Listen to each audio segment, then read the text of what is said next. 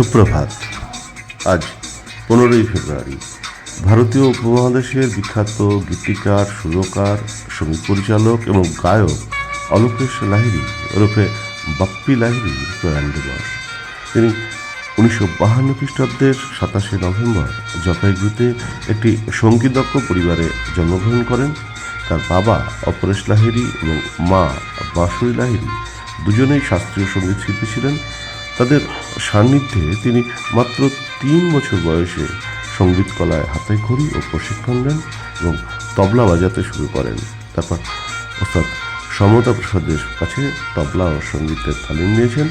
তারা প্রথাগত শিক্ষার থেকে সঙ্গীত শিক্ষাই মুখ্য ছিল। তার মামা সর্বশ্রেষ্ঠ নেপথ্য গায়ক কিশোর কুমারকে তিনি গুরু হিসাবে মানতেন। তিনি তাকে সঙ্গীত জগতের সাথে পরিচয় করিয়ে দিয়েছিলেন। 1969 খ্রিস্টাব্দে তিনি প্রথম দাদু বাংলা চলচ্চিত্রের কয়েকটি গানে সুরারোপ করেন। সঙ্গীত পরিচালক এবং নেপথ্যে কণ্ঠদানের মাধ্যমে তিনি চলচ্চিত্র জগতে প্রবেশ করেন ও কর্মজীবন শুরু করেন।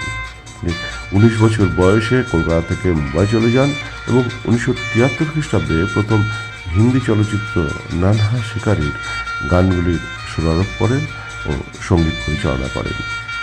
1975 খ্রিস্টাব্দে সুনীল দত্ত, আশা পারেখ, রাকেশ রোশন, রীনা রায় প্রমুখ অভিনীত জখমি চলচ্চিত্রের গান রচনা করেন, সুরারোপ করেন, সঙ্গীত পরিচালক এবং নেপথ্যে কণ্ঠদান করেন। জখমি চলচ্চিত্রে তার কর্মজীবনের অন্যতম প্রথম বড় সাফল্য অর্জন করেন।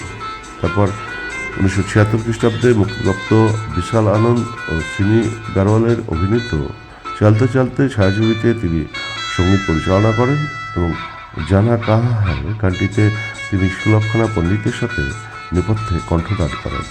ছায়াছবিটির দর্শক এবং শ্রোতাদের কাছে বিশাল জনপ্রিয়তা অর্জন করে। 1979 খ্রিস্টাব্দের 22শে জুন মুক্তিপ্রাপ্ত বিদ্যুৎ চক্রবর্তী, রঞ্জিত, জীবন প্রমুখ অভিনীত এবং রবিকান্ত নাগাইচ পরিচালিত সুরক্ষা ছায়াছবিতে তিনি সঙ্গীত পরিচালনা ও নেপথ্যে কণ্ঠদান করেন। বিশিষ্ট সঙ্গীতকার হিসাবে ভূয়সী প্রশংসা অর্জন করেন। 1980 দশকে তিনি মিঠুন চক্রবর্তী অভিনীত ডিস্কো নাচের চলচ্চিত্রগুলিতে সঙ্গীত পরিচালনা করেন। এছাড়াও মিঠুন চক্রবর্তীর বেশ কিছু ছায়াছবিতে তিনি সঙ্গীত পরিচালক হিসেবে কাজ করেছেন। তিনি নিজেকে ভারতীয় উপমহাদেশের ডিস্কো কিং নামে পরিচিতি লাভ করতে সমর্থ হন। তিনি ভারতীয় ধাঁচে ডিস্কো সঙ্গীত পরিবেশন করতেন।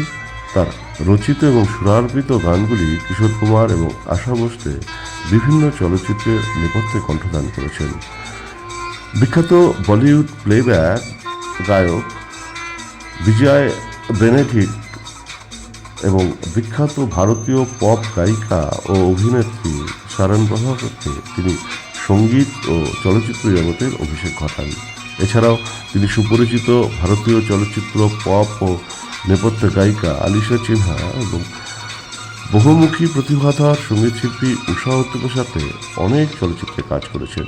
তিনি ডিস্কো কিং হয়েও শুধুমাত্র ডিস্কো সঙ্গীতে সীমাবদ্ধ থাকেননি, রচনা করেছেন কিসি কা নজর তেরা ইন্তজার আজ ভি হ্যায়, আওয়াজ দে হিয়া সহ বেশ কিছু গজল গান, যা শ্রোতা ও দর্শকদের কাছে আজও সমাদৃত।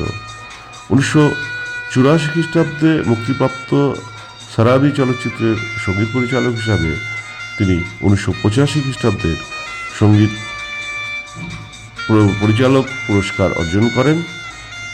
হিন্দির পাশাপাশি তিনি বাংলা ছায়াছবির অগ্রবধূ সুন্দরী, অমর সঙ্গী, গুরুদক্ষিণা, আমার তুমি, আশা ও ভালোবাসা, মন্দিরা, বদনাম, রক্তলেখা, প্রিয়ার সঙ্গীত পরিচালনা করেছেন।